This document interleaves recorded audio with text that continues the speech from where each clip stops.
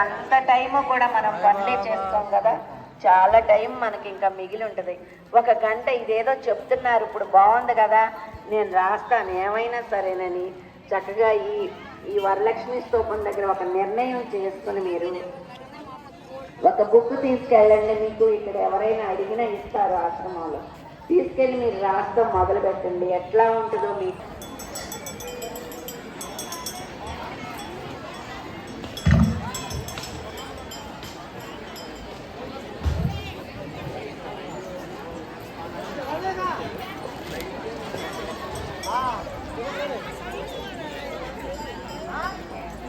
ఆశిస్తులు బాబావారి అనుగ్రహాన్ని మనం అందరం పొందాలని కోరుకుంటూ సాయిరాం.